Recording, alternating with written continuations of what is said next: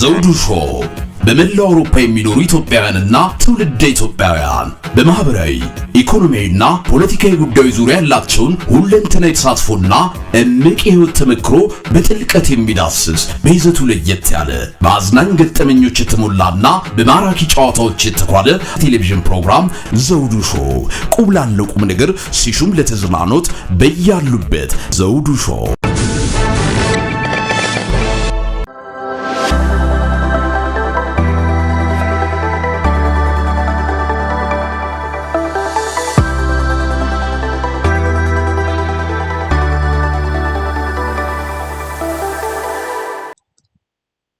ሰላም ጤና ይስጥልን ክቡራን ተመልካቾቻችንና አድማጮቻችን፣ ዘውዱ መንግስቴ ነኝ ከዚህ ከአገረ እንግሊዝ።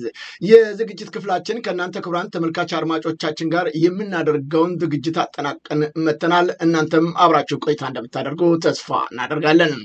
ዛሬም የዘውዱ ሾው ሚዲያ እንደተለመደ ሁሉ ከዚሁ ከትግሉ ቦታ ቀጥታ ከግንባር መረጃዎችን ይዘንላችሁ ቀርበናል። ፋኖ ወደፊት እየገሰገሰ ይገኛል፣ ጠንክሯል። ከዚህ በኋላ ወደኋላ የሚመልሰው ማንም ኃይል እንደሌለ በተግባር እያሳየ ይገኛል። በርካታ ከተሞችን በመቆጣጠር ወደፊት እየገሰገሰ የሚገኘው የፋኖ ኃይል አሁን የአብይ አህመድን አንገት ማንቁርቱን ለማነቅ ወደፊት እየሄድን ነው ብሏል። በአብይ አህመድ በኩል ጭንቀትና ስቃይ የበዛበት ህይወት እየመራ ቢሆንም በተለያየ አካባቢዎችም ወታደሮች አሉኝ ኮማንዶች አየር ወለዶች ቢልም ይሁን እንጂ ወደ ፋኖ መንደር ሲመጡ እዛው ቀልጠው እየቀሩ ነው የሚገኙት። በርካታ አካባቢዎችን በመያዝ እየገሰገሰ የሚገኘው የፋኖ ኃይል በተለይም ቁልፍና ወሳኝ የሆነችውን ሻውራ ከተማንም በእጁ አስገብቷል። አሁን ግራ የገባቸው ብልጽግናዎች ወዴት እንደሚሄዱም ተጨንቀው ነው የሚገኙት። ለመሆኑ ሻውራ ከተማ ቁልፍና ወሳኝ ወታደራዊ ስትራቴጂ ቦታ ነች ተብላለች። ለምን ይሆን? ይህንንና ሌሎችን ወታደራዊ እንቅስቃሴዎችን በተመለከተ ከስፍራው ከግንባር አሁን እንግዳለን። እንደተለመደ ሁሉ በዘውዱ ሾው ሚዲያ በተደጋጋሚ ጊዜ እየመጣ መረጃውን የሚሰጠን በኢትዮጵያ ብቸኛው የፈንጅ አምካኝ ባለሙያ ኮሎኔል አበራ አጣናው አሁን መስመር ላይ ነው ያለው። ለመሆኑ ይችን ቁልፍና ወሳኝ ስትራቴጂ ቦታ ሻውራ ከተማን እንዴት ያዙ? ትግሉስ ምን አይነት ሂደት ላይ ነው የሚገኘው? በአሁኑ ሰዓት ከእሱ ጋር የምናደርገው ውይይት እንድትከታተሉ በማክበር ጋብዛለሁ። አብረን ቆይታ እናድርግ። ከልብ አመሰግናለሁ። እንደ ወትሮ ሁሉ ዛሬም ኮሎኔል አበራ አጣናው በዚህ በፋኖ ትግል ላይ ከፍተኛ አስተዋጽኦ እያበረከትክ እንዳለ ይታወቃልና የዚህ ከፍተኛ ወታደራዊ አመራር እንደመሆኑ መፍጠን የሚደረጉትን ወታደራዊ እንቅስቃሴዎችን በተመለከተ በየጊዜውና በየወቅቱ ለኢትዮጵያኖች በሙሉ በተለይም ለአማራው ማህበረሰብ መረጃ በማካፈል ከልብ አመሰግናለሁ። ጤና ይስጥልኝ። አብሮ ይስጡልን። አቶ ዘውዱ እንደምን አለ? አንተም ሰላም እግዚአብሔር ይመስገን። የምታደርጓቸው ወታደራዊ ትንቅንቆች እጅግ የሚያስደስቱ ናቸው። ባለፈውም ታይናለህ ተአምር እንሰራለን እያልክ መግለጫ መስጠት የሚታወስ ነው። አሁን ደግሞ ሻውራ ከተማን የእናንተ ጦር በቁጥጥር ስር አውሏታል። እንደው እስቲ እንዴት ነው ይህንን ቦታ ለመያዝ የቻላችሁት? እስቲ ከዛን ጀምር። አመሰግናለሁ አቶ ዘውዱ። በመጀመሪያ ደረጃ ሻውራ ከተማን ለመያዝ አጸደ ማርያም የሚባል ቦታ አለ። አጸደ ማርያም ያለውን ጠላት ከጠረግን ወይንም ካስወገድን በኋላ ነው ጉዟችን ወደ ሻውራ ያደረግን። ሻውራ መጀመሪያ ምንድነች የሚለውን ማየት ነው። ሻውራ በጣም ስትራቴጂክ ቦታ የሆነች ባህር ዳርን ለመቆጣጠር የተለያየ ፒስታ መንገድ ያላት፣ ሁለተኛ በባህር መጓዝ የምትችልበት፣ ሶስተኛ በእግር መንቀሳቀስና በተሽከርካሪ መንቀሳቀስ የምትችልባት በጣም ስትራቴጂክ ቦታ የሆነች ስፍራ ነች። ስለዚህ ይህችን ቦታ እንዴት አድርገን እንቆጣጠር የሚል ነው አመራሩ መጀመሪያ ምክክር ያደረገ። ቁጭ ብሎ በአሸዋ ገበታ ወታደራዊ ካርታ አውጥቶ ይሄን ነገር በሚናገርበት ሰዓት ምንድነው በመጀመሪያ ደረጃ ምን ያክል የሰው ኃይል ያስፈልገናል፣ በሁለተኛ ደረጃ ምን ያክል የነፍስ ወከፍ መሳሪያ የቡድን መሳሪያ፣ በሶስተኛ ደረጃ የመሬት አቀማመጡ ስልታዊ ሁኔታ ነው በመጀመሪያ ደረጃ ላይ ጥናት የተደረገው። ወታደራዊ ሁኔታው ሲረጋገጥ ሁኔታ ማረጋገጥ ሲደረግ ምንድነው በጠላትና በወገን መካከል ያለው መሬት ነው የተጠናው። የጠላት ኃይል ምን ያክል አለ፣ የያዘው ምሽግ ከየት እስከ የት ነው፣ የያዘው የነፍስ ወከፍ መሳሪያ ምንድነው፣ የቡድን መሳሪያዎችስ ምንድነው የሚለው ነው ጥናት የተደረገበት። ከዛ በኋላ ስለ ወገን ነው የምታጠና። ወገን ምን ያክል የሰው ኃይል ያስፈልጋል፣ ምን ያክል መሳሪያ ያስፈልጋል፣ ምን ያክል ተተኳሽ ያስፈልጋል፣ በየት አቅጣጫ እንሂድ የሚለውን መሬትንም አብረን ያጠናን። መሬቱን ካጠናን በኋላ የአካባቢው ህብረተሰብ ወገናዊነቱ ለማን ነው? ይሄ የተረጋገጠ ነው። የአማራ ህዝብ ሁሉም ፋኖ ነው። ወገናዊነቱ ለኛ ነው። ግንኙነታችንስ እንዴት ይሁን ከታች እስከ ላይ ያለው በምን እንገናኝ የሚለውን ነገር በሚገባ ይሄን ካጠናን በኋላ አጠቃላይ ከበባ አድርገን ጠላትን መምታት ነው የጀመርን። የመጀመሪያው ምሽግ ቶሎ ነው የሰበርን። ሁለተኛው ምሽግ ግን ከባድ ነበር። ይሄ ሞባይል ዲፌንስ ወይንም ስትሮንግ ሆል የሚባል ምሽግ ነበር የሰሩት። ይሄ ፎርቲፊኬሽን ይሄ ኮንስትራክሽኑ በጣም ጠንካራ የሆነ ምሽግ ነበር ያጋጠመው። በዚህ ምሽግ ላይ በቦምብ ብቻ ሰራዊቱ ቦምብ እየወረወረ ነው አጠቃላይ እዛ ቦታ ላይ ከፍተኛ የሆነ ድል ያስመዘገበ የጠላትን ግንባር ያስደፋ ለወገን ከፍተኛ ድል ያስመዘገብንበት እዛም ምሽግ ከተሰበረ በኋላ ቀጥታ ወደ ከተማ ነው የገባን። ውጊያው 6 ሰዓት ተኩል ነው የተጀመረ እስከ 12 ሰዓት ተኩል የቆየ የ6 ሰዓት ውጊያ ነው ያደረግን። በዚህም ከፍተኛ የሆነ ድል አስመዘገብን። የተሳተፉ ክፍሎች ቋራ፣ ኦሜድላ፣ አድዋ እና ካራማራ የሚባሉ ክፍለ ጦሮች እነኚህ የተወጣጡ ውጊያውን በዚህ በኩል አድርገዋል። ሌላው ጠላት በተለያየ አካባቢ እንዳይመጣ የመዝጋት ስራም የተለያዩ ክፍሎች ይሄን አከናውነዋል። ስለዚህ በዚህ ከፍተኛ የሆነ ድል አስመዝግበን በጠላት ላይ ከፍተኛ የሆነ ውድቀት እንዲያደርስ ነው ያደረገን። ከ300 በላይ ጥቁር ክላሽ የተማረከው ዲሽቃ፣ ፒኬም መትረየስ ይሄ ሁሉ ተተኳሽ ከፍተኛ የሆነ የኬም ጥይቶች የፒኬም መትረየስ ጥይቶች እነኚህ ሁሉ በከፍተኛ ሁኔታ 36 ምርኮኛ የሙት በጣም የሚያሳዝን አማራና አማራን ለማስፋጀት የሸረቡት ሴራ ወይም ያደረጉት ስትራቴጂ በእነሱ ላይ ከፍተኛ ድል እንድናገኝ ነው ያደረገን። እነኚህ የተሰዉት አጠቃላይ በጣም የሚያሳዝን ነው። አስከሬናቸው በጋሪ ነው ሲነሳ የዋለው። ከአቅም በላይ ሆኖ ከቁጥጥር ውጭ ሆኖ አስከሬናቸው ሁሉም ያለቁት የሚያሳዝን ኢትዮጵያዊ ናቸው። እነኛ አማራዎች ናቸው። የአማራ ሚሊሻ የአማራ ልዩ ኃይል ነው። ይሄ የአማራ እናት ጡት ነካሽ የአብይ አህመድን ስልጣን ለማስጠበቅ ባንዳ እነሱን ነው አጠቃላይ ልካቸውን ያስገባል። መጀመሪያ የተደረገው ምንድነው? ውጊያው ከመደረጉ በፊት በቄስም በትልልቅ ሰዎችም እኛ ምንም አናደርጋችሁም የምረት አዋጅ ስለታወጀ በድርጅታችን እጃችሁን ስጡ የሚል ነው። አንሰጥም፣ ይሄን አናደርግም ነው የሚል እነሱ መልስ በተደጋጋሚ የሰጡን። ከዛ በኋላ ማድረግ የሚገባን በወታደራዊ ቋንቋ አነጋገርናቸው። ከፍተኛ የሆነ ድል አስመዝግበን ሻውራ ከተማን በቁጥጥር ስር አደረግን። ሻውራ ከተማን በቁጥጥር ስር አድርገን በየቤቱ አይዟችሁ ህዝቡ ድንጋጤ ውስጥ እንዳይገባ አይዟችሁ መጣናል እኛ ነን አለ። ህዝቡ በደስታው እያለ እኛን ተቀበለን። መጨረሻ ማታ 4 ሰዓት ላይ ድሮን ነው የጣለው። ድሮን ሲጥል ግን እኛ ሰራዊት ላይ አይደለም የጣለው፣ ከተማ ላይ ነው የጣለው። ማርያም ቤተክርስቲያን ላይ ነው የጣለው። ስለዚህ በጣም የሚያሳዝን እኔ እንጃ ዘመናዊ መሳሪያ ይዣለሁ። አሁን ባለፈው ይዣለሁ እያለ ሲወራ ሰምተሃል። በሁለተኛ ደረጃ ደብረ ዘይት የሚነሱ ድሮኖች ሲቹዌሽን ሩም የሚባል አለ። እዛ ሲቹዌሽን ሩም ዘመቻ መኮንኑ አይቶ አራግጦ ተፈርሞ ነው ይሄ እርምጃ የሚወሰድ ተብሏል። ነገር ግን እውነታውን ቤተክርስቲያን የሚመታ ዘመቻ መኮንን እዛ ሲቹዌሽን የሚቆጣጠር ዘመናዊም ነገር ታድርጊያለሁ ብያለሁ ይላል። አሁን ሁለት አይነት ድሮን ነው ያለው። አንደኛው ሪኮንሰንት ያደርጋል፣ ቅኝት ያደርጋል። ሁለተኛው አጥፍቶ ጠፊ ነው። ሶስተኛው ጉዳይ ሲሰጥ የሚያደርግ ነው። 3 ድሮኖች ነው ያሉት። ቅኝት ያደርጋል። ቀጥታ ዲቴክት ያደረገውን ወደ ሲቹዌሽን ሩም ነው የሚልከው ወደ ደብረ ዘይት። የሁለተኛው ልክ እንዳየ የሚመታ ነው። ሶስተኛው አጥፍቶ ጠፊ ነው። ይሄን ያለው አጥፍቶ ጠፊውን አሁን ይሄን እያደረኩ ነው እንደዚህ እያደረኩ ነው ይላል። ባለፈው እኛ ሳሊያ ያለን አጥፍቶ ጠፊውን ነው ድሮን የወረወረው። ስለዚህ ተወረወረ፣ ምንም እኛ ጋር ጉዳት ሳይደርስ የህብረተሰብ መኖሪያ ቤት ነው አጠቃላይ ቆርቆሮን አፈራርሶ ምናምን ነገር ያደረገው እዚህም ይሄን ነገር ነው ያደረገ። በጣም የሚያሳዝን እኔ ብልጽግና አልነበር አሸባሪው ብልጽግና ነው ማለት የሚገባል። ምክንያቱም የመረጠው የአማራ ህዝብ ነው። በምርጫ መጣልን ተብሎ የነበረውን ደስታ የነበረው እሱ በሄደበት ሁሉ የሚደረግ ቸበርቻቻው የተለያየ ለሱ የሚደረግ አቀባበል ልዩ ነው ነበር። አሁን እንዲህ የተጠላበት ምክንያት የአማራን ህዝብ ደመስሳለሁ፣ አማራን አወድማለሁ፣ አማራን በተለያየ ምክንያት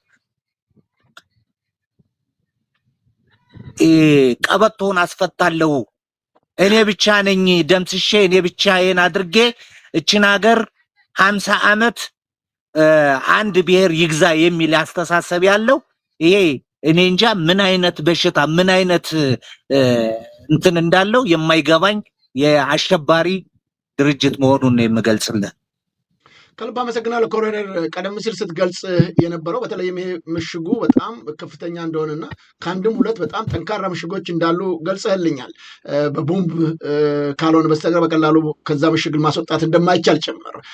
ይሄ ምሽግ የተሰራው ለፋኖ ሲባል ነው ወይስ ሌላ ዓላማ ነበረው? ምናልባትስ ወይም ደግሞ ቀደም ሲል ከዚህ ከህዋት ጋር በነበረው ውጊያ ለዛ ተብሎ የተሰራ ነው? ምንድን ነው ይህንን ሁሉ ኮንክሪት በተሞላበት ሁኔታ ትልቅ ምሽግ ለመገንባት የተገደሉት?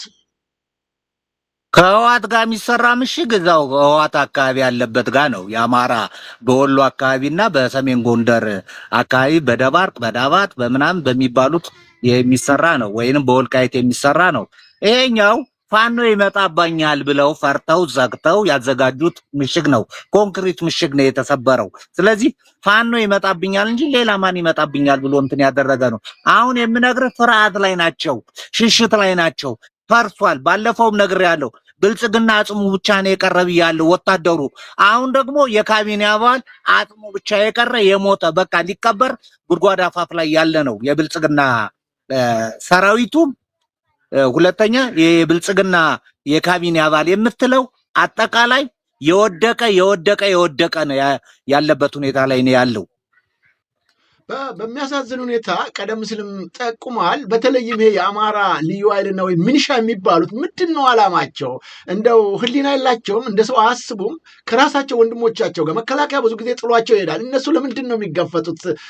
በተለይም የሃይማኖት አባቶች ጭምር እንዲያቆሙ ሲገለጽ አናቆምም ማለት ነው። ህይወታቸውን እንዲያጡ የሚገፋቸው ልዩ ሌላ ተልዕኮ አለ ወይስ ልዩ ጥቅም ይኖረው ይሆን? ምንድን ነው የእነሱ ችግር?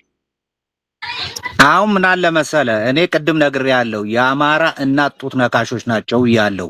በሁለተኛ ደረጃ ስለማይገባቸው ጭንቅላት ቢኖራቸው እኮ እኛ ወጠን የምንታገለው የነሱም ቤተሰቦች እናት፣ እህት፣ ወንድም፣ አባት አጠቃላይ ቤተሰቡን ለመታገል ነው የወጣን። ቤተሰቡንም እየታገልን ቤተሰቡን ጥሩ ሆኖ እንዲንቀሳቀስ በፈለገው ቦታ ላይ የፈለገውን ነገር እንዲያደርግ ምንም ነገር እንዳይነካው ከብልጽግና ወታደር እየጠበቅነው ነው። እነሱ ግን በእኛ ላይ ከፍተኛ የሆነ መንግስት የሚሰጣቸው የብልጽግና ፓርቲ የብልጽግና ካድሬ የተሳሳተ የውሸት ትንግርት እየነገራቸው በእኛ ላይ የተለያየ ነገር እንትን የሚል ነው። ጽንፈኛ ይላል። እኛ ጽንፈኛ አይደለንም። ጽንፈኛ ራሱ ብልጽግና ነው። አሸባሪ ብልጽግና ነው።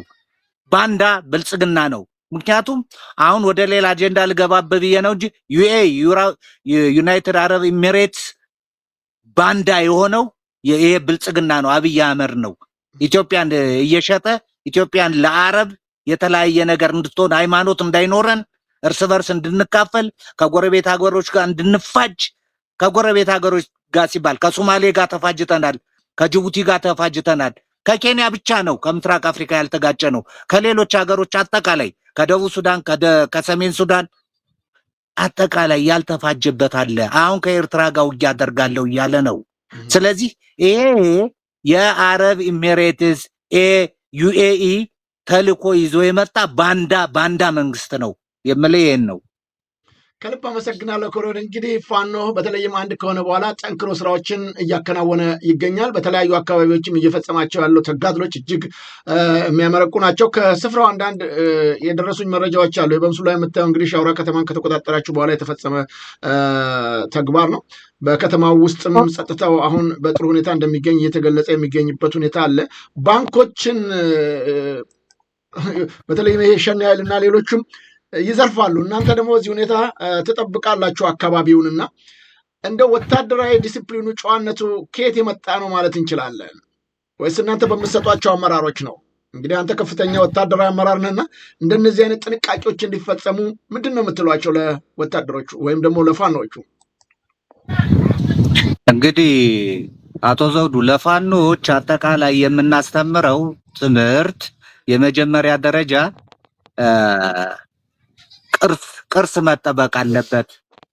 ተቋማት ለምሳሌ መብራት፣ ቴሌ፣ ሆስፒታል፣ ክሊኒክ የመሳሰሉት ነገሮች ከትልልቅ ድልድዮች፣ የኤሌክትሪክ ፓወሮች፣ ፓወር ስቴሽኖች፣ ሳብስቲዩሽን የኤሌክትሪክ ሳብስቲዩሽን ኤሪያ፣ ኢንዱስትሪ፣ ፋብሪካን የመሳሰለ የዱር አራዊቶችን እነኚህ የመሳሰሉት ፋኖ አይነካም። ምክንያቱም ይሄ የኢትዮጵያ ሕዝብ ነው፣ የሕዝብ ንብረት ነው እኛ የምናከብረው።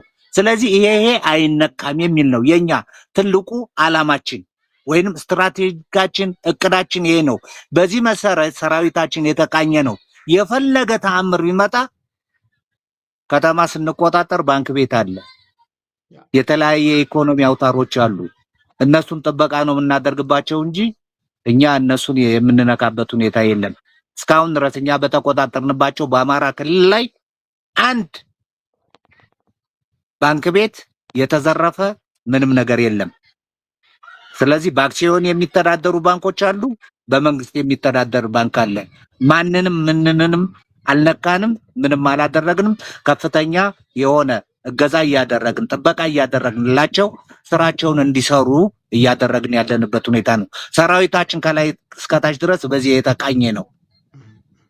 ከልብ አመሰግናለሁ ኮሎኔል። እንግዲህ በምትይዙባቸው አካባቢዎች ህብረተሰቡ ለእናንተ ያለው አክብሮት ደግሞ እጅግ በጣም ትልቅ እንደሆነ ይታወቃልና አሁንም ሻውራ ከተማን ስትይዙ የህብረተሰቡ ስሜት ምን ይመስል ነበር? ሻውራ ከተማን በምንቆጣጠርበት ሰዓት የህዝቡ አጠቃላይ ወጥቶ እየጨፈረ ወጣቱ፣ አሮጊቱ፣ ሽማግሌው፣ ህፃናት፣ ጎልማሳው አጠቃላይ እንኳን መጣችሁ እያለ እየጨፈረ በጭፈራ ነው የተቀበለን። ከተማው የመጨረሻ በቃ እኔ እንዴት አይነት ሞራል እንደሆን እንዴት አይነት ጭፈራ እንደሆን በጣም የሚገርም አቀባበል ነው የተቀበሉን። ውሃ እየሰጡ ምግብ እየሰጡ አይዟችሁ ቁጭ በሉ እንዴ እግራችን ሁሉ እያጠቡ ነው እንትን የተቀበሉን የሻውራ ህዝብ። ስለዚህ ከፍተኛ የሆነ አቀባበል ነው የነበረን በህዝብ ላይ። ኮሎኔል በምስሉ ላይ ምናልባት እያሳየው ነው ለተመልካች አድማጮቻችን የሻውራ ከተማ ምስል ይህንን ነው ያገኘሁት። ትክክል ነው? አዎ ትክክል ነው። እንግዲህ ይህንን ቁልፍና ወሳኝ ስትራቴጂ ቦታ ስትቆጣጠሩ ብልጽግና ከፍተኛ ሽንፈት እንደደረሰበት የሚታወቅ ነው።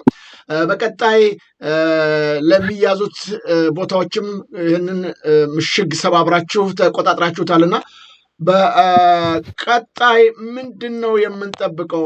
ብዙ ጊዜ ያው የምንሰጣቸው መረጃዎች በቅርቡ እንዲህ እናደርጋለን የሚለው ገለጻ በተግባር እያስተዋልንን እና የምንገኘው በቀጣይ ምንድን ነው የወታደራዊ ጥንካሬያችሁን አጎልብታችሁ ወደፊት በመቀጠል ምንድን ነው የምንጠብቀው? ህዝቡን የሚያስደስቱ ተግባራቶች እንደምታከናውኑ ይታወቃልና በቀጣይ ምንድን ነው ስራችሁ? በቀጣይ ስራችን የሚሆነው ምንድን ነው? የያዝናቸውን አካባቢዎች አካባቢውን የሚያስተዳድሩ አካባቢውን እንትን የሚያደርጉ አካላትን ማስቀመጥ፣ መምረጥ፣ ህዝብ እንዲመርጥ አድርጎ ያንን እንዲያስተዳድር ማድረግ ነው። የኛ ደግሞ ምንድነው ልክ ከውጊያ በኋላ የራሱ የውትድርና ስራ አለ። የተተኮሰ ጥይት ምን ያክል ነው? የተተኮሰ ቦምብ ምን ያክል ነው? የተወረወረ ቦምብ። በሁለተኛ ደረጃ የሰው ኃይላችን ምን ያክል ነው? የቆሰላለ ወይ? የተሰዋለ ወይ? ይሄን እናደርግና ሰራዊታችን የተለያየ የግንባታ ይደረግለታል። ግንባታ ስልህ የተለያየ ማነሳሻ፣ የተለያየ የፖለቲካ ስራዎች ከድርጅት በሚመጡ የጻፉ ጽሁፎች በዛ ውይይት እየተደረገ የተለያየ ስልጠናዎችን በውጊያው ላይ የነበረን ደካማ ጎን ምንድን ነው? ያንን ደካማ ጎናችን በልምምድ በደንብ አጥርቀን እናጠናክርና ለወደፊት ዝግጅት ማድረግ ነው። ከዚህ በፊት ነግሬያለሁ። ፋኖ እንደሆነ የምትሰማው ትልቅ ድል ይኖራል፣ የሚኖረንን ትሰማለህ። ያኔ ደግሞ ቃለ መጠይቅ ታደርግልኛለህ ብዬ ነበር። ያው እንደምታየው እንግዲህ በሸዋ፣ በወሎ፣ በጎንደር፣ በጎጃም ከፍተኛ የሆነ ድል እየተመዘገበ ነው። አሁን ሻውራን ይዘናል ብለናል። ከዚህ በፊት እኮ ጨውድባና ጫንድባ መካከል ብር ድባ የሚባል ቦታ ላይ የጃኖ ዞብል ጃኖ ክፍለ ጦርና በየምድር ክፍለ ጦር ጠላትን አይቀጡ ቁጣት ነው የመቱት ከጭልጋ ተንቀሳቅሶ ሲመጣ። ስለዚህ የመጣበት ተሽከርካሪ ቁስለኛና ሙት ይዞ እንዲሸሽ ነው ያደረግን። በዛ ላይ ከፍተኛ የሆነ ጠላትን ደምስሰናል፣ ጠላትን ማርከናል። አሁንም በዚህ የተደገመው የዚህ አይነት ሁኔታ ነው። አሁንም የምነግርህ አሁን በቅርብ ጊዜ ደግሞ ከፍተኛ ድል ትሰማለህ። ልክ እንደዚሁ አሁንም ትጠይቀኛለህ እንደ ሻውራ። ስለዚህ ሰራዊታችን የመዋጋት አቅሙ ከፍተኛ ነው፣ ተነሳሽነት አለው፣ የዓላማ ጽናት ያለው ነው። አሁንም ጠላትን ለመደምሰስ ወደፊት እንንቀሳቀስ የሚል ነው። አሁንም ብዙ ቦታዎችን እንቆጣጠራለን። ይሄን ደግሞ በቅርብ ጊዜ ትሰማና ቃለ መጠይቅ ታደርግልኛለህ አቶ ዘውዱ። ከልብ አመሰግናለሁ ኮሎኔል። ክቡራን ተመልካች አድማጮቻችን እየተከታተላችሁት የምትገኙት እዚህ እንግሊዝ ከሚገኘው የዘውዱ ሾው ሚዲያ ነው። እንግዳችን ኮሎኔል አበራ አጣናው በተለይም በከፍተኛ ወታደራዊ አመራር ሆኖ ትልልቅ ስራዎችን እየሰራ ከሚገኙት የፋኖ አመራሮች አንዱ ነው። በተለይም በዚህ በጎንደር በኩል የሚደረጉትን ተጋድሎች በተመለከተ በሌሎችም አካባቢዎች መረጃዎችን በማጠናከር ለእኛ ይልክልናል። ቅድም ከኮሎኔል ጋር ያያችሁት የዛው የመገናኛ አውታር ወይም ከኛ ባለሙያዎች ጋር የሚሰራ ነው። ጋዜጠኛም ነው በሙያው። እንግዲህ ተመልከቱ፣ እንደነዚህ አይነት ትላልቅ ሰዎች ያሉበት ነው። እኔም ከተማርኩበት የአዲስ አበባ ዩኒቨርሲቲ ወንድማችን እዛው አዲስ አበባ ዩኒቨርሲቲ የተማረ ግን የሀገሬ ጉዳይ ይበልጥብኛል፣ የአብይ ብልጽግና ካድሬ ሆኜ በሙያ ከምሰራ ይልቅ ከፋኖ ጋር ሆኜ እየታገልኩኝ ወገኖችንና ሀገሬን መርዳት አለብኝ በሚል ነው እንግዲህ እየሰራ የሚገኘው። በተለያዩ አካባቢዎች የሚደረጉት የፋኖ ትግል እያንዳንዱ ባለሙያ በጋራና በአንድነት ሆኖ እየደከመበት ያለው ትግል ነው እየተፈጸመ የሚገኘው። በጣም አመሰግናለሁ። ምናልባት ኮሎኔል እስቲ ወንድማችን ማጠር ያለ ሙያዊ አስተያየት ከሰጠን ምናልባት። ጤና ይስጥልኝ ቴሌ፣ እንደምን ነህ ወንድም? እግዚአብሔር ይመስገን። እንደምን አለ ዘውዱ? እግዚአብሔር ይመስገን። በጣም አመሰግናለሁ። እንግዲህ እውቀትህን ሙያህን ለሀገርህ ለህዝብህ ለማበርከት ትልቅ አስተዋጽኦ እያበረከትክ ነው የምትገኘው እና አሁንም በትግሉ ላይ ነው ያለው። የምትችለውን ሁሉ እያደረክ ነው ለፋኖች። እንደው ከዚህ ከጋዜጠኝነት ሙያ ትልቅ የተከበረ ሙያ ወጥተህ ዛሬ ፋኖን ተቀላቅለህ በሙያ በማገልገል ምን ተሰማህ? ትልቁ ነገር የተሰማኝ ነገር ከህሊናዬ ጋር መታረቄና ስለ ሰው ልጅ ክብር፣ ስለ ሰው ልጅ ልዕልና አምባገነኖችና ጨቋኞችን በሙያዬም በአካል ተገኝቼ በመታገሌና ዋጋ በመክፈሌ እየከፈልኩ በመኖሬ በጣም ደስተኛ ነኝ። አሁን ደግሞ ባለኝ ሙያ አቅሜ በፈቀደው መልኩ ትግሉን ወደፊት አንድ እርምጃ ከፍ ለማድረግና ለፍጻሜው ለሚደረገው ትግል ሰበር ዜናዎችን፣ የዜና ትንታኔዎችንና ዶክመንተሪዎችን እየሰራው አሰራጫለሁ። በጣም ደስተኛ ነኝ። እኔ ከልቤ ደስተኛ ነኝ።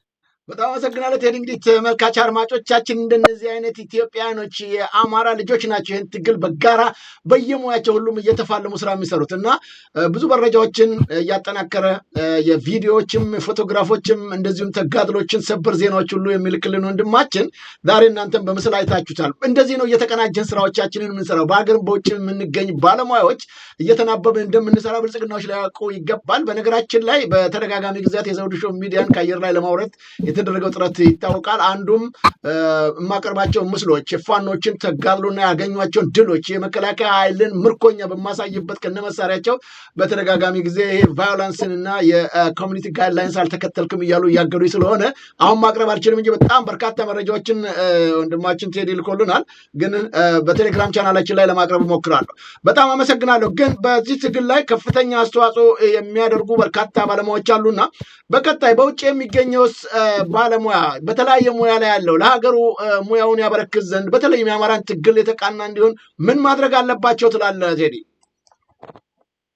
አመሰግናለሁ ዘውዱ። ዋናው ትልቁ ነገር እንግዲህ ይሄ ሰዋዊ ያልሆነ ህገ መንግስታዊ ስርዓትና ህገ መንግስታዊ ስርዓቱ እውቅና የሰጠውን አምባገነን መንግስት ስር ነቀል በሆነ ስርዓት ለውጥ ከስርዓቱ ጋር ተፋልሞና ታግሎ ዋጋ ከፍሎ ለሰው ልጅ ሰው ለሆነ ፍጥረት ለሰው ልጅ የምትመች ሀገራችን ኢትዮጵያን ወደፊት ለማምጣት ብሎም የአማራ ህዝብ የተደቀነበትን ህልውና አደጋ በሌሎች ኢትዮጵያውያን ላይ እንዳይደገም ዋስትና የሰጠ ህገ መንግስታዊ ስርዓትና መንግስት እንዲኖረን በሚደረገው ሁለገብ ትግል ላይ ሁሉም በያለው መታገል ያስፈልጋል። ዛሬ በተለያዩ ሐሳብ ምክንያቶች ወይም በተለያዩ ጥያቄዎች ምክንያቶች ይሄን ትግል እንደዋዛ ማየት፣ ለአምባገነኖች እድል መስጠት፣ ለገዳዮች እድል መስጠት፣ ይችን ሀገር በታትነው ትንንሽ ሀገር ሊያደርጓት ለሚፈልጉ ኃይሎች እድል መስጠትና ይሄን ጨቋኝ የሆነ 1983 ዓመተ ምህረት ኢትዮጵያን በዓለም ላይ ታናሽ አድርጎ በህገ መንግስቱ ሀገር የማፈራረስን አጀንዳ ይዞ የተነሳውን መንግስትና ስርዓቱን በጋራ በተባበረ ክንድ ስር ነቀል የሆነ የስርዓት ለውጥ በማምጣት ዘረኝነት ከኢትዮጵያ ምድር ብትንትን ብሎ እንዲጠፋ ከአማራ ህዝብ ጎንና ከአማራ ህዝብ ትግል መሰለፍ እንደኔ ያስፈልጋል። በያለንበት በያቅማችን ዲያስፖራውም እንግዲህ በቻለ አቅሙ ቢቻል በጸሎት፣ በገንዘብ፣ በእውቀት፣ በሙያ፣ በማቴሪያል በሌሎችም መደጋገፍ ግድ ይለናል። አዎ ጥያቄዎቻችን ላይ ሟሉ ይችላሉ። ነገር ግን የያዝነው ዓላማና የያዝነው ትግል ስር ነቀል የስርዓት ለውጥ ለማምጣት ስለሆነ የምንፈልጋቸው ነገሮች በስር ነቀል የስርዓት ለውጥ ትግል ፍጻሜ ላይ ይስተካከላል፣ ይደመደማል ብዬ አስባለሁ። አመሰግናለሁ። ከልብ አመሰግናለሁ ቴዲ። እንደው የመጨረሻ አንድ ጥያቄ ላንሳና ወደ ኮሎኔል እመለሳለሁ። በተለይም በዚህ በኔም ባንተ ሙያ በምናገለግልበት የአማራውን ትግል ይደግፋሉ የሚሉ ጋዜጠኞች ወይም አንቂዎች ጭምር ወይም ደግሞ መገናኛ አውታሩ ላይ የሚሰሩ ሰዎች ዛሬም ይህንን ትግል ለማደናቀፍ የሚጥሩ አሉ። እንደው እዛ ቦታው ላይ ስፍራ ላይ ሆነ እንዲህ እየተፋለመ ከሚገኘው የፋኖ ኃይል ጋር ሆነ በየቀኑ በየጊዜው መረጃዎችን እንደምታቀብለው ሁሉ በተለያዩ አውሮፓና የአሜሪካ ግዛቶች ተቀምጠው ደግሞ ይህን ትግል ለማደናቀፍ ለሚጥሩ ሙያውና ትምህርቱ አለን ለሚሉ ሰዎች ምንድን ነው ያለህ ምክረ ሀሳብ? ሙያው መቼም ምን እንደሚያስተምር ምን እንደሚያስረዳ የጆርናሊዝም ኤቲክሱ ራሱን የቻለ ትልቅ ሙያ ነውና እንደዚህ አይነት የተዛባ መረጃዎችን በማቀበል የፋኖን ትግል ለማደናቀፍ በሚጥሩ ባለሙያዎች ላይ ያለ ምክር ሀሳብ ምንድን ነው? ምን መደረግ አለበት? ለእነዚህ ባለሙያዎች ምክር ምን? መልካም እንግዲህ ዋናው ትልቁ ነገር ጆርናሊዝም የራሱ የሆነ ኢቲክሶች፣ መመሪያዎች፣ መርሆች አሉት። መረጃን መፈለግ፣ ማጣራት፣ ባላንስ ማድረግና ይፋ ማድረግ ነው። መመርመር ያስፈልጋል። አሻራዎችን ማጣራት ያስፈልጋል። በአሁኑ ላይ ግን ቅድም እንዳልኩ ህሌና ያስገድዶኝ ነው ወደ ትግል የገባው ብያለሁኝና እኔና መሪ ኮሎኔል አሁን እዚህ ቦታ ላይ ያለነው ጡረታ፣ ደሞዝ ወይ ጥቅማ ጥቅም ኑሮን አይደለም። ህሌናችን ያዘዘነን ከሰብአዊነት ጋር በመቆም በአማራ ህዝብ ላይ የተደቀነውን አደጋ በኢትዮጵያ ህዝብ ላይ የተደቀነውን አደጋ በማየት ነው እንግዲህ ለመታገል የመጣ ነው።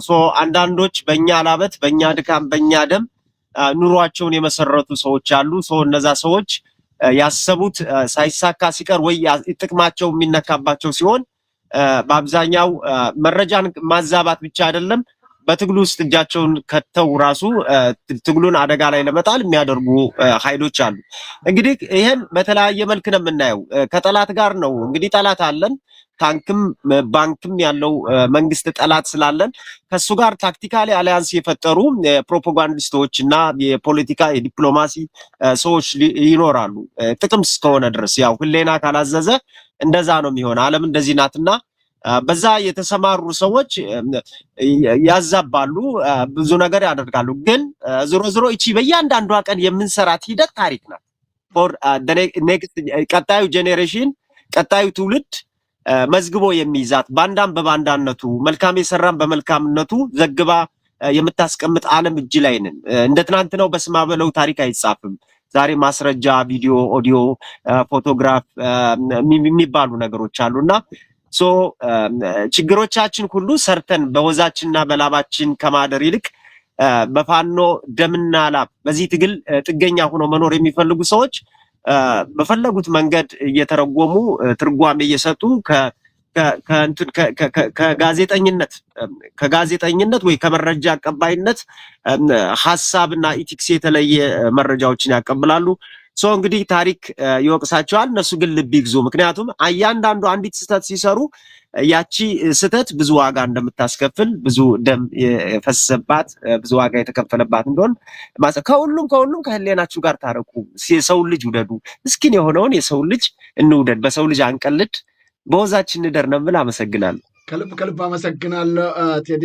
እንግዲህ እግዚአብሔር ይስጥልኝ። በቀጣይ ደግሞ በሌሎች ጉዳዮች እንደምንገናኝ ተስፋ አደርጋለሁ። አሁንም ለዚህ ትግል ይጠቅማሉ የምትላቸውን መረጃዎች በመላው ዓለም በመላክ ለምታደርገውም አስተዋጽኦ ምስጋና ከፍ ያለ ነው። በጣም አመሰግናለሁ። እግዚአብሔር ይስጥልኝ። ወደ ኮሎኔል ልመለስ። እንግዲህ ኮሎኔል ያው እንደነዚህ አይነት ጀግና ወጣቶችን በጎናችሁ ይዛችሁ ከጀርባ የሚያው ምሽጉ ይታየኛል። እዚህ ጫካ ውስጥ ተቀምጣችሁ እየተፋለማችሁ ያለው ነገር በእውነቱ ውጤቱ አመርቂ በመሆኑ እጅግ ደስተኞች ነን። ቅድም ለቴዲ ያነሳውነትን ነገር ነው። በአንተም በኩል በጣም በርካታ ወታደራዊ ሳይንስ ጠበብቶች አሉ በተለያየ ዓለምና ይህን ትግል በማገዝ በመርዳት በኩል ምን ማድረግ ይጠበቅባቸዋል? በተለይም በመከላከያ አንተ የምታውቀው ትልቅ ስልጣን ላይ የነበርክ ሰው ነህ።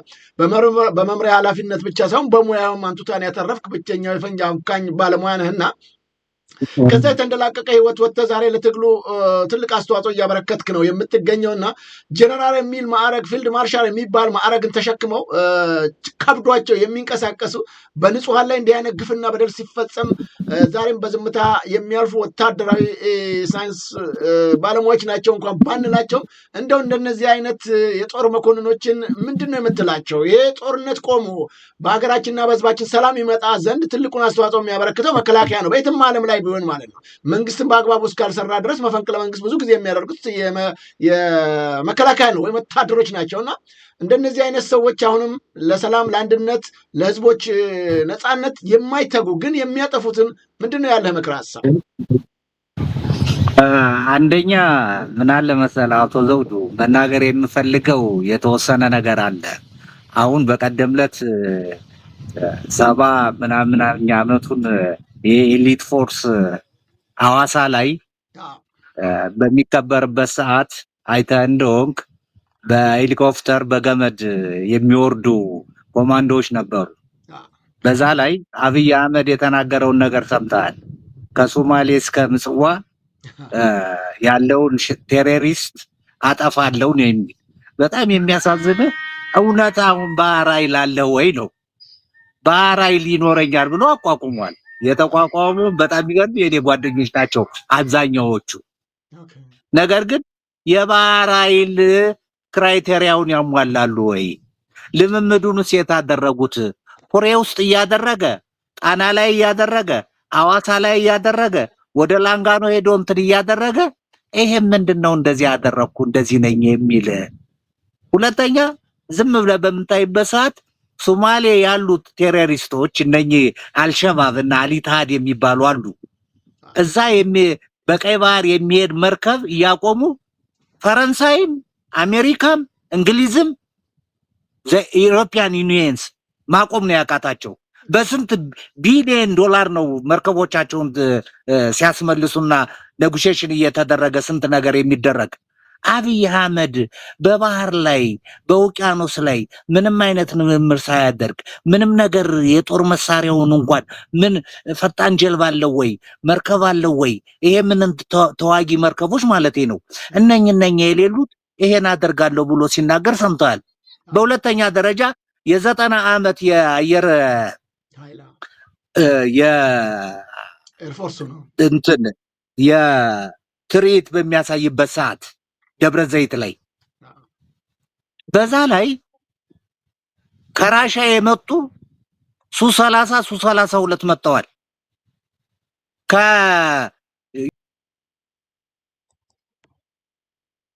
ኮሎኔል ተቋርጠዋል። ተመልካች አድማጮቻችን እንግዲህ እንደውም በጣም ጥሩ ሄዷል። የኮሎኔል ድምፁ አሁን ተቋርጦብናል። እውነት ነው። አብይ አህመድ በተደጋጋሚ ጊዜያቶች በውሸት የታጠረ መሪ ነው። ኢትዮጵያን የሚያክል ትልቅ ሀገር እንደዚህ ውርደት ውስጥ የከተተ ሰው ነው።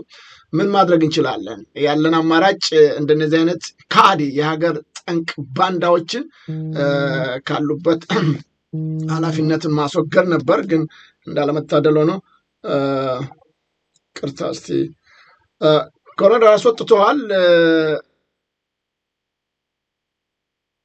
ሄሎ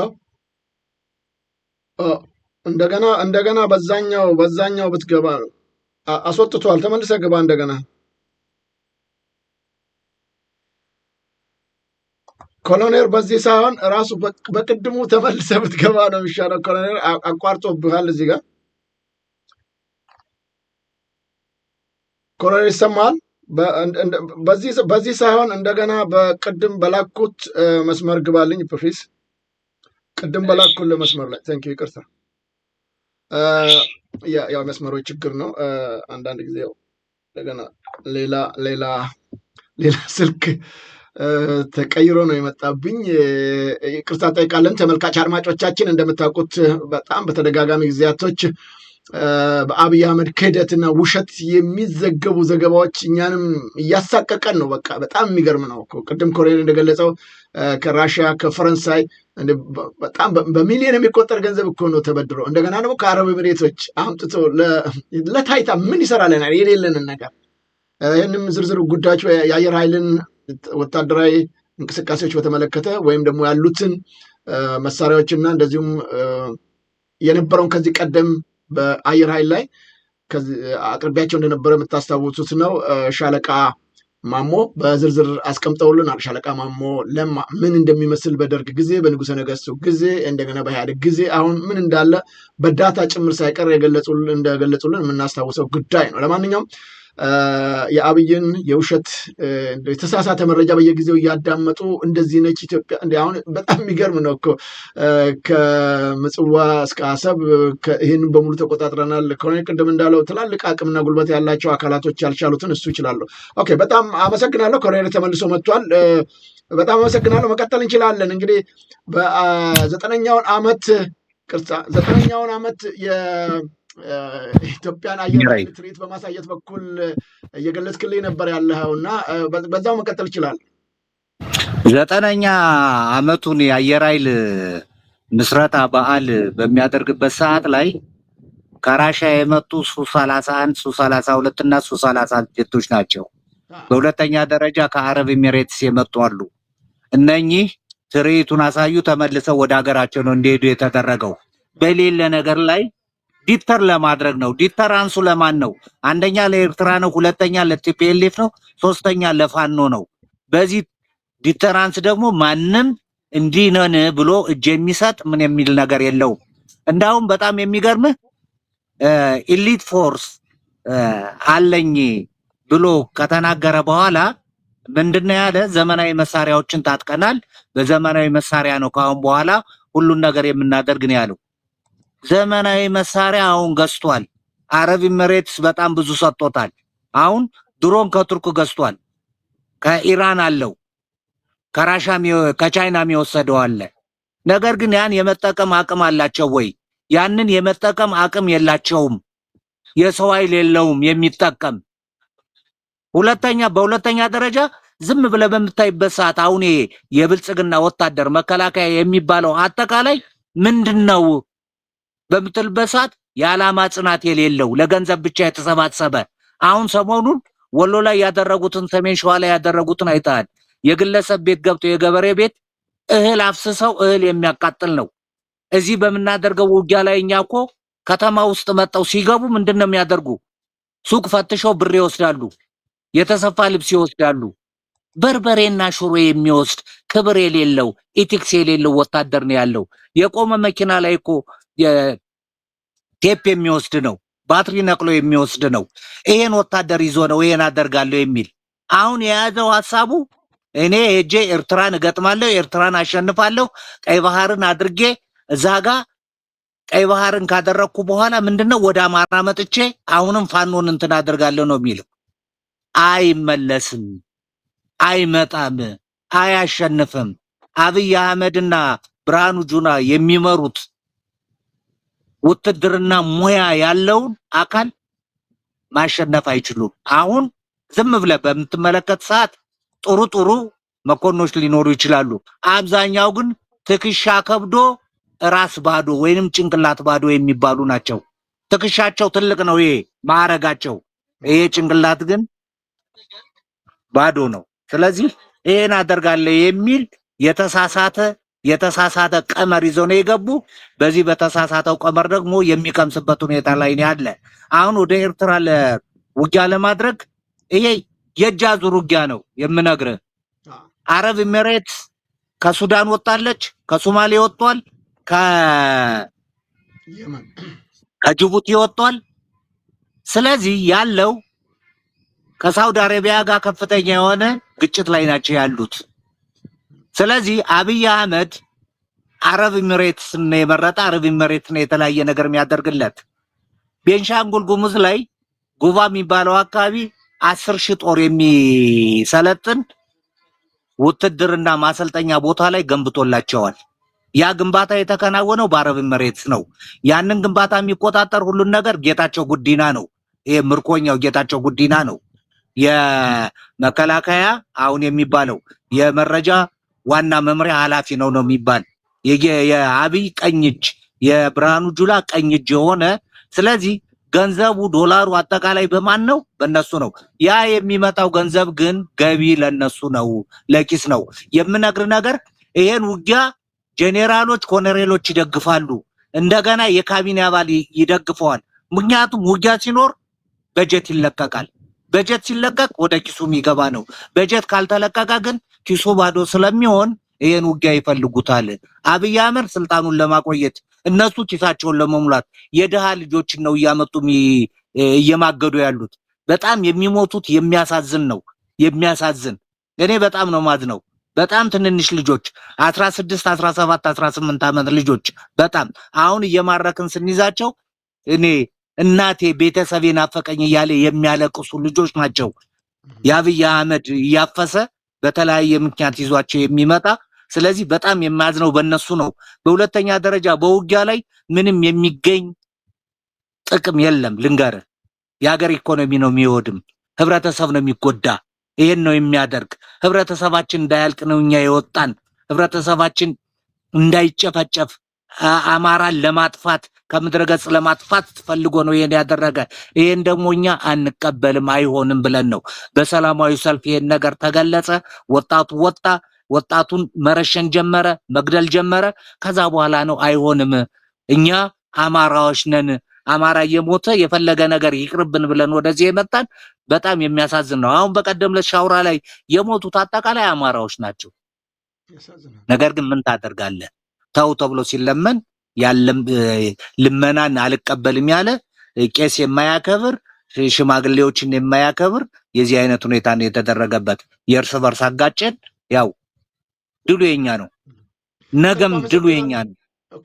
በጣም በጣም አመሰግናለሁ ኮሎኔል። እንደው የብልጽግና ሰዎች ይሄ የካቢኔ አባላቶች አሁን ይህንን ቦታውን ስትይዙ ሻውራን ስትይዙ የነበሩ የካቢኔ አባላቶች ደብረታቦር ባለፈው ሲያዝ ትላልቅ የብልጽግና ሰዎች እንዲህ አይነት ነገር ሲፈጸም ዛሬ እንኳን ስጋት ውስጥ የማይገቡ ይህንን ምሽግ ደረማምሳችሁ እንደዚህ ገብታችሁ አካባቢውን እየጠበቃችሁ በምስል ጭምሬው እያሳያችሁን ነው ያላችሁትና ባንኮች ጭምር ከተማዎችን በአግባቡ እየተቆጣጠራችሁ ባላችሁበት ሰዓት ብልጽግናዎች ግን በኋላ ፋኖ አቃጥሎ ሄደ የሀገርን ሀብትን ንብረትን አወደሙ የህብረተሰቡ መጠቀሚያዎችን እያሉ የሚገልጹበት ሁኔታ ተስተውሏል። ምናልባት አሁንም ሻውራ ከተማን እንግዲህ ላይ ከፍተኛ ውድመት ካደረሱ በኋላ ፋኖ እንደዚህ ያደረገ የሚል ነገር ሊናገሩ እንደሚችሉ ምንም ጥርጥር የለውም። በቀጣይ እንደነዚህ አይነት ሰዎችን በተለይም በቁጥጥር ስር በማዋል ለህብረተሰቡ ለማሳየት ለማቅረብ ከስህተታቸው እንዲታረሙ ለማድረግ ምንድን ነው በእናንተ በኩል እየተጠበቀ ወይም እየተሰራ ያለ ነገር? አሁን አንደኛ ከስህተታቸው እንዲማሩ ያው በድርጅቱ የወጣውን የምህረት አዋጅ ሰምተሃል። በቃ ኑ ግቡ፣ እኛ ምንም አናደርግም፣ ምህረት እናደርጋለን ነው። ኮሎኔል አስወጥተዋል። ደግሞ ተቋረጥክብኝ። ተመልካች አድማጮቻችን እንግዲህ ያው በጣም እንደውም ስለዚህ ቀጥል ትንሽ ተቋርጠን በድርጅታችን የሚታወቅ ነገር አለ። ምንድነው? ድርጅታችን በመጀመሪያ ደረጃ የአማራ ፋኖ የሚባለው አጠቃላይ በመጀመሪያ ደረጃ ሰው አጠፋ ተብሎ ሰውን ወደ ቅጣት አንወስድም። በመጀመሪያ መምከር ነው፣ እንገጽሳለን። ከዛ በኋላ ነው ወደ እርምጃ የምንወስደው። ስለዚህ እነኚህ ሰዎች ይምጡ። ህዝባችሁን እየበደላችሁ ነው፣ የተሳሳተ መንገድ ይዛችኋል። ኑ ግቡና ከኛ ጋር ሀገራችንን እንገባ፣ ሀገራችንን እናሳድግ የሚል ነው መጀመሪያ ጥሪ የምናደርገው። ይሄን አይሆንም አላደርግም የሚለው ካለ ደግሞ ምንድነው የምታደርገው? አስፈላጊውን እርምጃ ትወስዳለህ። ስለዚህ ለነሱ ብዙ ጊዜ ተነግሯቸዋል፣ ብዙ ጊዜ ተብሏል። አሁን ውጊያው ብያለሁ። ይሄ ውጊያ የኪስ ማካበቻ ነው። ስለዚህ ይሄ ነገር እንዲቀርባቸው በጥቅም የተያዙ ናቸው። በሌላ ነገር ምንም ነገር የለውም። ለምሳሌ ምንም ነገር የሌለው ብድግ ያደርግና የካቢኔ አባል ያደርገዋል። አሁን ዝም ብለህ በምታይበት ሰዓት አብይ አህመድ የሚሾማቸው ሚኒስትር የሚሾመው የተለያየ ነገር አብይ አህመድ በሪሞት ኮንትሮል ይዞ የሚያንቀሳቅሳቸው ናቸው። እንደፈለገ ወደ ቀኝ ሲል ወደ ቀኝ፣ ወደ ግራ ሲል ወደ ግራ፣ ተኛ ሲል የሚተኛ፣ ተነስ ሲል ምግብን ብላ ሲባል የሚበላ ነው። አትበላም ካለው ግን አይበላም። የዚህ አይነት ሁኔታ ላይ ስላሉ እነኚህ ሰዎች እንዲመለሱ ነው እኛ እንትን የምናደርገው፣ ምክር የምንሰጥ፣ ኑ ግቡ የምንል የተለያየ ነገር እያደረግን ያለው ለዚሁ ነው። እኛ ጋር ምንም የሚሰረቅ ምንም የሚል ነገር የለም። ከህዝብ ጋር ሆነን ከህዝብ ጋር እያደረግን ነው። አብይ አህመድ በጣም ሞኝነቱ በጣም የተሸወደበትን ነገር ልንገርህ። አንደኛ ህዝብን ሳትይዝ አሸንፋለሁ ማለት አትችልም። እኛ ህዝብን ስለያዝን ነው እያሸነፍን ያለን። ህዝብን እጨፈጭፋለሁ ያለ መንግስት ደግሞ የፈለገ ቢሆን አያሸንፍም። ይሄ ነው። አሁን ከኤርትራ ጋር ውጊያ አደርጋለሁ ብሎ አሁን የተለያየ ኮንቮይ ሲያንቀሳቅስ አይተዋል። ሰራዊቱንም የጦር መሳሪያውንም አሁን ባለሀብቱ ገንዘብ እንዲሰጥ ባንክ ቤት ያለውን አጠቃላይ ገንዘብ ሊወስድ ነው። ህብረተሰቡንም ብር አዋጡ እያለ ነው። በ90 ዓመተ ምህረት የኢትዮጵያ ህዝብ ዳር ድንበር ተነካብኝ ብሎ ሆ ብሎ ነበር የወጣው። የተለያየ ቁሳቁስ ያለውን ሁሉ እየሰጠ ነው ያን ውጊያ ድል ያደረግን። ከዛ በኋላ ከህወሓት ጋር ውጊያ ሲደረግም ልክ እንደዚህ የተለያየ ቅስቀሳ አድርጎ የኢትዮጵያ ህዝብ እንዲነሳኔ ያደረገው። አሁን ግን ራሱ ስለሄደ ራሱ ይወጣታል። ራሱ ተወጥቶት ደግሞ ይሄን ደግሞ እንደማያሸንፍ እርግጠኛ ሆኜ ነው የምነግርህ። ምክንያቱም ኤርትራ ከኢራንም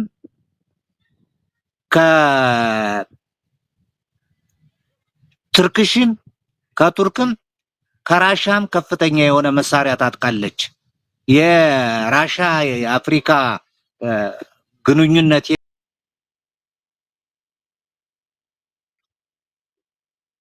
የሚል በየአመቱ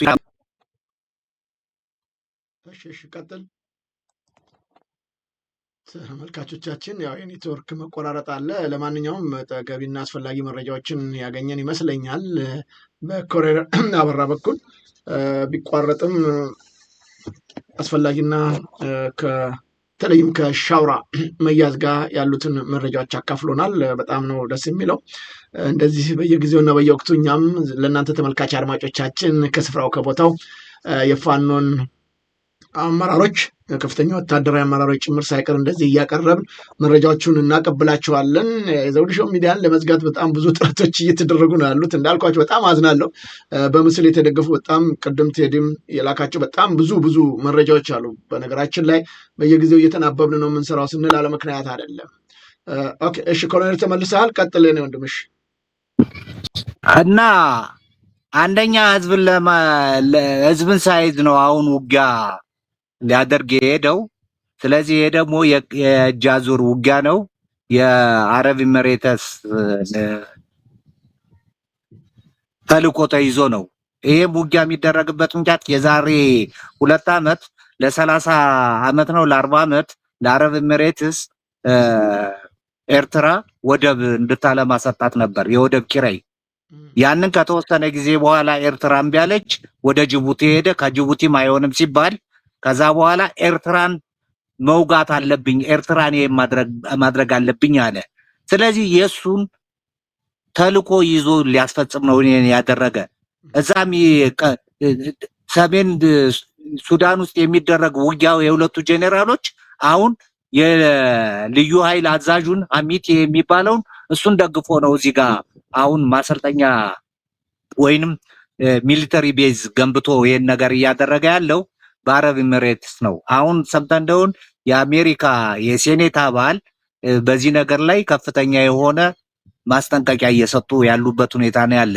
አገራችን በኢኮኖሚ፣ አገራችን በዲፕሎማሲ፣ አገራችን በማህበራዊ የመጨረሻ የወደቀችበት ሁኔታ ነው ያለው። ኢኮኖሚው ከፍተኛ የሆነ ክራይሲስ ውስጥ የገባበት ሁኔታ ነው ያለ። ገንዘብ የመግዛት አቅሙ የዶላርን አይተህ ከሆንክ አሁን በስንት እንደሚመነዘር። ስለዚህ አገሪቱን የጣላት ነው። የኬንያ ፕሬዚዳንት በቀደም ዕለት ምንድን ነው ያለ ሩቶ አይኤምኤፍ አሁን ባወጣው መረጃ መሰረት የኢትዮጵያን ኢኮኖሚ በልጠናል ነው ያለ። አብይ አህመድ በፓርላማ ግን 9.8 ነው 7.8 የኢኮኖሚ እድገት በየአመቱ እናደርጋለን የሚል ነው ያለው።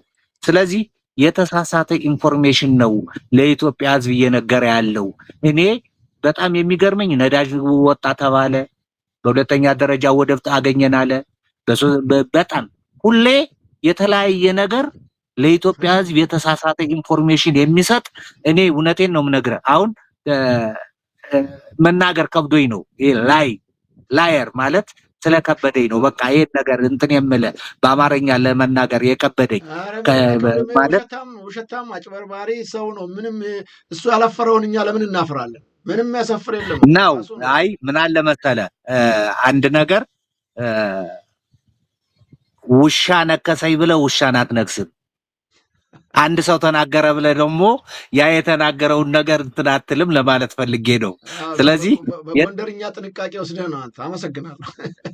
አዎ ጎንደር አማራ።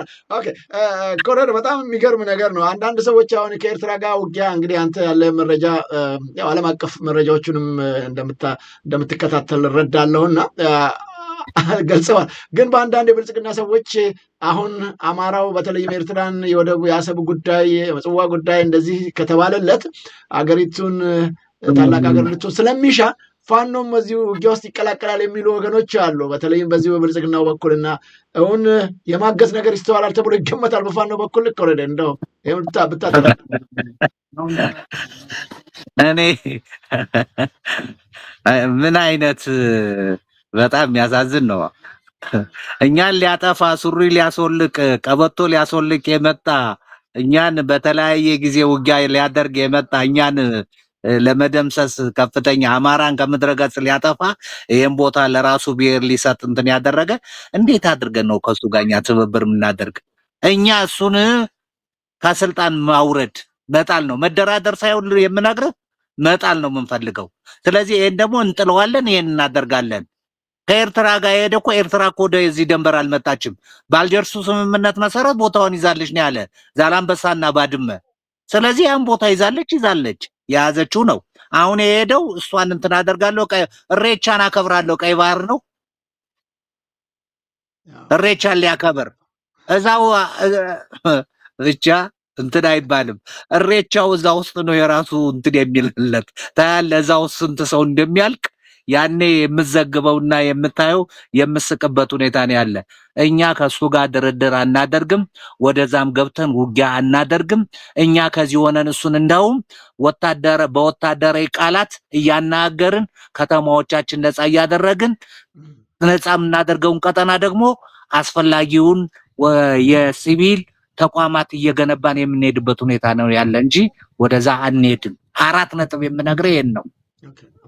ከልብ አመሰግናለሁ ኮሎኔል አበራ። እንግዲህ ብዙ ጊዜ ብልጽግና ሰዎች ይፎክሩ ነበር፣ ይሸልሉ ነበር። በቃ ቅድም እንደገለጽከውም ሱሪያቸውን ጭምር እናስፈታለን፣ ቀበቷቸውን መሳሪያቸውን ያሉ ሰዎች ናቸው።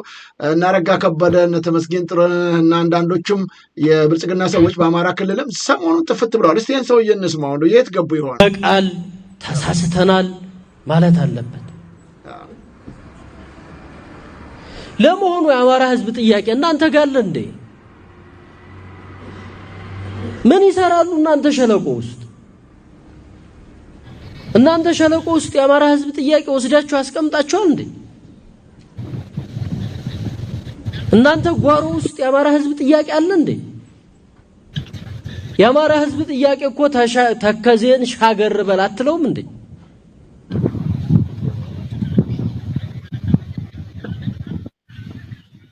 ኮሎኔል እንግዲህ ይሄ አማራ ብልጽግና እናንተ ሻገር ባሉት ተከዜ የእናንተ ጥያቄ ምን ወደ ተከዜ የሚወስዳችሁ ነገር አለ? ምን ይሰራሉ እዚህ እያለ ነው የሰውዬ። አሁን ምን አለ መሰለህ አቶ ዘውዱ፣ አሁን ታደሰ ወረደን ሌተናንት ጀነራል ታደሰ ወረደን አሁን የትግራይ ጊዜያዊ መንግስት ፕሬዝዳንት ነው። አብይ አህመድ ምንድነው ያለው? ሰራዊታችን አልፎ ሲሄድ የናንተ ሰራዊት የኛን ሰራዊት እንዳይወጋ ነው ያለው። ከዚህ ሁለት ነገር አለው። ትግራይ የራሱ ሰራዊት አለው ማለት ነው። መከላከያ ሰራዊት አለው ብሎ እያጸደቀላቸው ነው። ስህተቱ ከዚህ ነው የሚጀምር። በሁለተኛ ደረጃ አሁን ኤርትራና ቲፒኤልኤፍ አንድ ላይ ሆነው እኮ ነው ውጊያ የሚያደርጉት።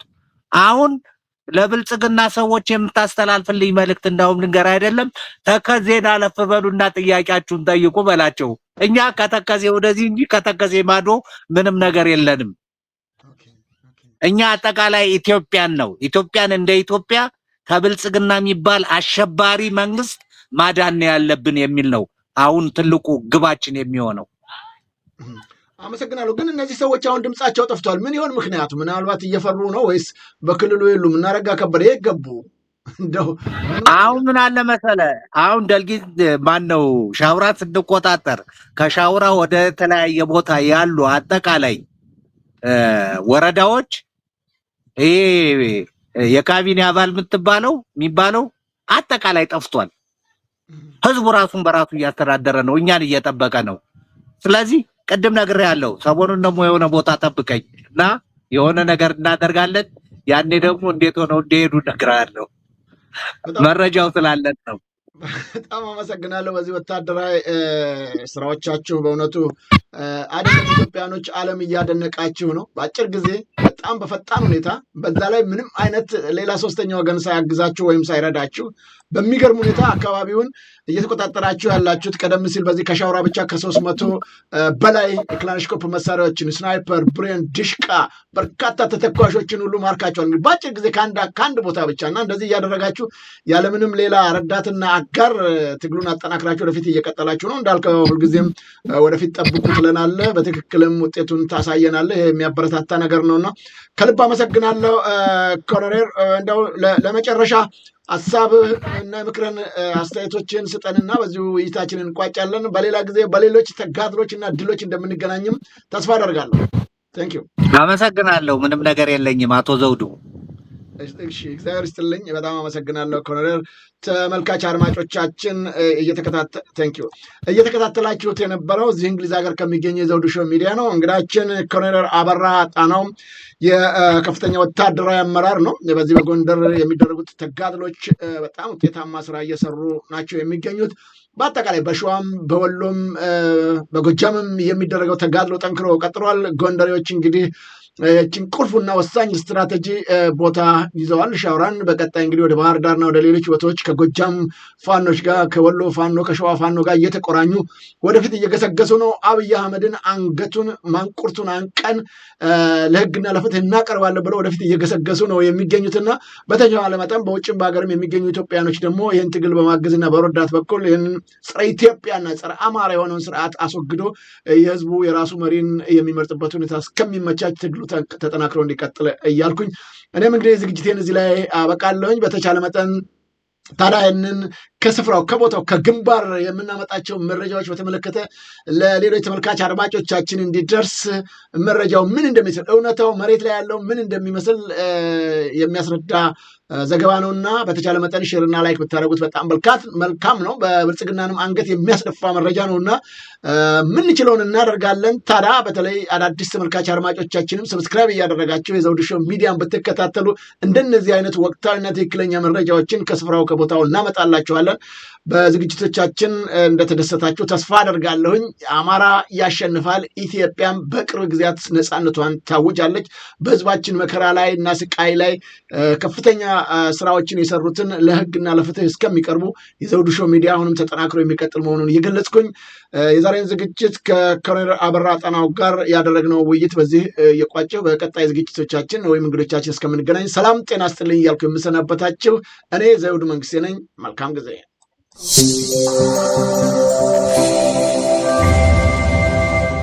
ዘውዱ ሾው በመላው አውሮፓ የሚኖሩ ኢትዮጵያውያንና ትውልደ ኢትዮጵያውያን በማህበራዊ ኢኮኖሚያዊና ፖለቲካዊ ጉዳዮች ዙሪያ ያላቸውን ሁለንተናዊ ተሳትፎና እምቅ የህይወት ተመክሮ በጥልቀት የሚዳስስ በይዘቱ ለየት ያለ በአዝናኝ ገጠመኞች የተሞላና በማራኪ ጨዋታዎች የተኳለ ቴሌቪዥን ፕሮግራም ዘውዱ ሾው። ቁም ላለው ቁም ነገር ሲሹም ለተዝናኖት በያሉበት ዘውዱ ሾው።